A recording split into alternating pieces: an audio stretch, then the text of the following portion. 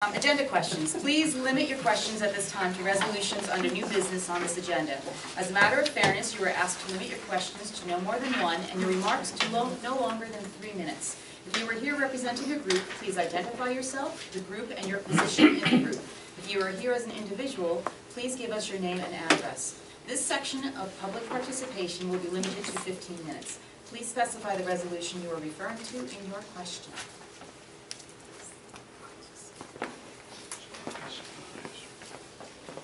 Evelyn Slackbar, 43 Thunderhead Place. I just wanted to know if any changes were made to the policies in H, first reading of policy and regulations for the special education policies, or are they just minimal changes? Even for us. For the first 7, there's been revised and updated due to changes in the administrative code. The first one, 2460, the major revisions include that the use of electronic mail from a parent to request an evaluation We will not accept or that. classification is no longer permitted. Okay. Also, that the school district screens students who have indicators of dyslexia or other reading disabilities, and that the district has a plan to in effect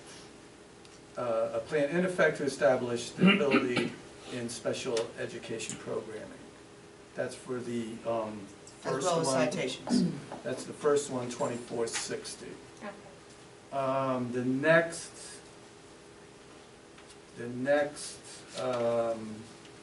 That's that regulation, John, that 2460.1? Or are you going to look at policy? I was talking, that was the first one, 2460. And then the other 3, 2460.1, 2460.8, and 2460.9, they only had minor language changes. Okay. 2460.15, that is a new and mandated regulation, and that addresses the in-service training needs for our special education personnel. Okay. So that's the ones that pertain to special education. And the other 2 I could speak about at the when I do my report. Okay. Okay. Thank you. Thank you. Anyone else? Okay. Dr. Schoen. I do. Good evening, everyone. I just have 2 or 3 slide presentation this evening for our violence and vandalism. If you recall, I do it twice a year. We have 2 different reporting periods. One is September through December, and the other, of course, is January through June. So if we go to the first slide, second slide, sorry. What you will see is when we do the violence and vandalism report, it's divided into a number of categories. So you have your violence, vandalism, weapons, substance abuse, and harassment, intimidation, and bullying. That was added a couple of years ago. We had 21 incidences in total between September and December. And the next slide will go into what those incidences were. You'll see that there were no incidences of Betsy Ross, GW, Lenape, or Joyce Kilmer. You will see 6 that were associated with Ramapo Ridge. Ramapo Ridge had 3 under the violence category. That was 1 fight, 1 threat, and 1 sex offense. And to define that, that just means touching somebody inappropriately. We have to make sure that we acknowledge that. There were also 3 confirmed HIBs at Ramapo Ridge. There were 15 incidences associated with Mahwah High School. 3 of those were under the violence category. 1 was a fight, and 2 were a simple assault. There were 5 associated with vandalism. 3 were damage to property, and 2 were theft. Damage to property are, the upper boys' room had a lot of things going on in it, extremely messy. Trashed was the word that was used in the report. Or a damage to a desk. Another student used a marker and wrote another student's name on another desk. Those are considered vandalism, so those are the types of things that are reported. And then there were 7 substance abuse. 4 were a confirmed use of alcohol, 2 were a confirmed use of marijuana, and 1 was a confirmed use and possession. So all of those we must note under different categories when we report. It's difficult to compare, and we do have that, and you could say to me, okay, are we better or worse than we were last year? You know, you're dealing with a different group of kids, right? Every year you get a couple hundred new coming in to at least like a high school level. So I can't tell you it's better or worse. It's around the same. But remember, you have 200 more or more different variables that are coming through. We have over the years, I can tell you, come down significantly when we look at our years. But there will be years that things happen and years that they don't. I'm not displeased with this report. We are a pre-K to 12 district. We are going to have incidences of things that happen. And although I say it's worth repeating, I think it's important that those things happen here and with us so that lessons are learned as we move forward. That is my report for this evening. Any questions from the board? Good to go? You're welcome. Thank you. Excuse me, I do have a question. Yes, Peter. On the report, when you present to the state, do you explain what that vandalism is, like the desk? It's an explanation of what the vandalism occurrence is. We have to determine what category it goes in on here, but are those specifics given? Because that puts us in a bad light. If it's something, borderline, a desk. Yes, it's vandalism, but it's not severe vandalism. Well, that's one of the reasons that I give you some of the specifics, so you don't think that people are writing graffiti all over the so, does the state have that? No. So the other end, you're going, Well, the other end could, but you know what they compare to, just like we all tend to, is you'll see the paper, it'll say, okay, reporting incidences for Mahwah are 21. But then you look at something that's 89, and you go, oh, it must not be that bad. And you don't even really know what those 89 were. There could have been 89 kids taking a marker and writing on a desk, but it's reported that way. So those specifics, Peter. And am I inaccurate, Lisa? Good. As far as them not having the specifics, we do. Good, Pete? It's the best I can do. I know, it's not your fault. It's hard when it's based on numbers and on context. Well, that's what Peter's saying. It's unfair. You see the vandalism, you think, oh my gosh, we've got kids doing horrible things. You got to pick, we all picked up a crayon when we were younger and wrote somewhere we probably weren't supposed to. But that's vandalism now. And we I did. honestly report too. We Right. honestly report. It wasn't reported to this extent at all. And then the HIBs, of course, will jack that up. In fact, when we first had our HIBs coming through the first year, everything was a HIB. And then it was confirmed to be until we got a better understanding of what the bully meant and what the threat meant. So our numbers skyrocketed about 4 or 5 years ago. And then they came back down once there was a better understanding. So that's it for me this evening. Thank you very much. Thank you. Let me see. There you go, Oscar. Kylo, yes. Okay. Down. Okay, so we kept it down with My slide up. Okay, good evening, everyone. One of the agenda items this evening is for the board's actions tonight is the preliminary budget for the 17-18 school year. This is the preliminary budget. This budget, the next couple of weeks is going to go to the county office tomorrow. They're going to conduct a review of it. We're going to have a presentation on a few sections of the budget on April 5th. The last slide will tell you what we're going to address that evening. And then April 26th is we're going to address a few other sections of the budget and have the final adoption of the budget presented to the board that evening. Tonight we're going to address 2 parts. We're just going to talk about the revenues, where the funding sources are coming from for the 17-18 budget, as well as the tax impact for the township of Mahwah. Okay. The grand total budget proposed for next year is $69,571,043. Where the funding sources for this comes from, the tax levy is by far the largest portion of it at $62,030,936. What this is an overall increase of under 2%, 1.73% on the operating and debt service tax levies from the prior year, from 16-17 versus 17-18. State aid, another significant portion of our funding sources, remain flat from 16-17 to 17-18. We are anticipating a transfer of funds from our capital reserve account to help fund some projects that we have included in the 17-18 budget. Again, we're going to discuss those in a little bit more detail at one of the future meetings. We have other revenues, such as interest earning, extraordinary aid that we receive, the semi-reimbursement, and other prior year refunds that we have budgeted at $515,031. And we have fund balance. Fund balance are funds from prior year budgets that we are using to help fund the 17-18 budget. We have funds that are carried over from the 15-16 and 16-17 school years into the 17-18 budget.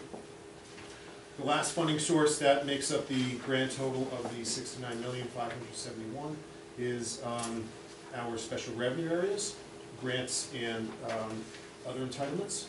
This is IDEA grants from the federal government, NCLB from the federal government, and then non-public grants that we receive from the state of New Jersey to help some of the non-public schools that are dedicated for some of the non-public schools in the township.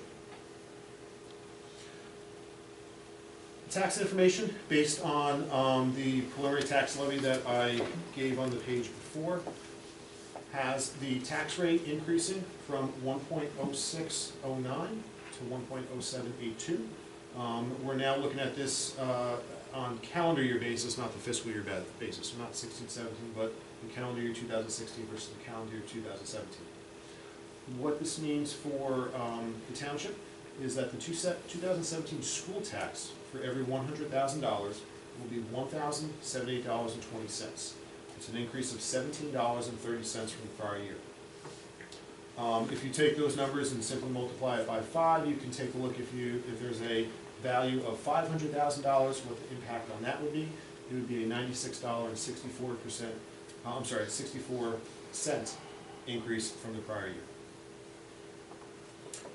One of the things that helped keep the tax rate at a very reasonable level was that the overall valuation, the overall value of the township did increase slightly by about $13 million. That's the very top number, the net valuation taxable. That's the overall value of the town.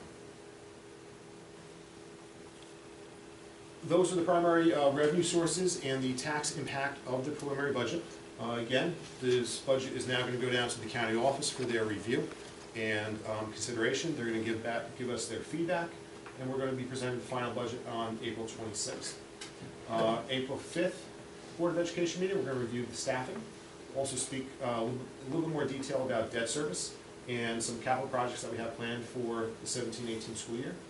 April 26th, we're going to speak about the special education portion of the budget and the impact that we're anticipating there for next year, as well as the special revenue, benefits, and a overall summary of the final budget for the 17-18 year. That's tonight's presentation on the budget. Do you have any questions? This presentation will be available to us in a hard copy. Absolutely. Thank you. Mr. Booker? Very well. Thank you, Chris. Mr. Fair, can you discuss this evening? Yes, I'd like to highlight agenda item 16A, with retirement of Ms. Nancy King, who is currently an instructional paraprofessional over at GW. According to her colleagues, Nancy is considered a fixture in the district. She's been a long-standing instructional paraprofessional who has always stood up to the plate when it comes to some of our neediest students. She's served as a generous, supportive role to the students and faculty of Mahwah, and we thank Nancy for her 17 years of service. Thank you. Thank you. This evening, I would like to talk about Danny Surich, taking 7th in the state wrestling tournament. So special congratulations goes out to Daniel Surich. He earned 7th place at the New Jersey Individual State Wrestling Tournament. This event included 7 days of wrestling over 3 weeks and included competitors from over 300 schools. Daniel is the first Mahwah wrestler in almost 30 years to place at this event. Daniel also finished the season with a record of 44 wins and a total of 127 wins in his career. This win makes him the most accomplished wrestler in our school history. So additionally, Daniel Surich, Kyle Schaefer, Daniel Nelson, Matt Surich, and Travis Arata all earned first team all-league awards. So these 5 wrestlers combined earned 179 wins this season alone. So we're very proud of them and our schools. committee reports. Do you have any reports this evening? I'll just finish up on the policy one. The last two is policy 2467. There was only minor language changes to that to be consistent with the other revised policies and regulations. And the last one, policy 5330.04, that is a new and suggested policy, and it deals with administering an opiate antidote. And that's part of the Overdose Prevention Act that was recently signed by the governor. The Mahwah Municipal Alliance will be supplying the district with 7 antidotes, 1 for each school and 1 here at the central office. And they will also be supplying the necessary training to administer those antidotes to our school nurse and health aides. So thank you to the Mahwah Municipal Alliance for that. All these policies and regulations were reviewed and approved by the policy committee. Thank you. Do you have any other committee reports this evening? Okay, thank you. Do you have any board member remarks or additional comments on any reports or non-agenda items? Anyone? All right, thank you very much. Old business, may I have a resolution, motion to move on old business? Mr. Wondrikowitz and Ms. Dr. Murthy. Take a vote, please. Mr. Denise? Yes. Mr. Gallo? Yes. Mr. Kismarski? Yes. Ms. Conoco? Abstain. Ms. Mavritish? Yes. Dr. Morphy? Yes. Mr. Wendrikowitz? Yes. Mr. De Silva? Yes. And Ms. Barron? Yes. Now I'd like to take new business A through T. May I have a motion to proceed on that? Mr. Wondrikowitz, and second, Mr. Gallo. Do you have any comments, board members, on any of these items? Okay, I would like to just thank, let me see, the Bergen County Utilities Authority for a donation to help with environmental activities at Betsy Ross School. I would also like to thank the Betsy Ross HSO for the purchase of books for the readathon at the Betsy Ross School. Thanks go out to both those organizations. All right. Mr. Denise? Yes. Mr. Gallo? Yes. Mr. Kismarski? Ms. Conoco? Yes. Ms. Mavritish? Yes. Dr. Morphy? Yes. Mr. Wendrikowitz? Yes. Mr. De Silva? Yes. And Ms. Barron? Yes. Now, if I could, I'd like to take 16A through N. May I have a motion to proceed? Mr. De Silva, second by Mr. Wendrikowitz. Any comments? I'd like to throw out on 16J, I'm happy to see Ms. Zacone rejoining us. Yeah. That's great. Yeah. Thank you. I'm glad that she's not satisfied with her retirement. Sitting in a rocking chair, yeah. Thank you. Okay, could you take vote, please? Of course. Mr. Denise? Yes. Mr. Gallo? Yes. Mr. Kismarski? Yes. Ms. Conoco? Yes. Ms. Mavritish? Yes. Dr. Morphy? Yes. Mr. Wendrikowitz? Yes. Mr. De Silva? Yes. And Ms. Barron? Yes. Now, public questions or comments. Note, this section of public participation will be limited to 15 minutes.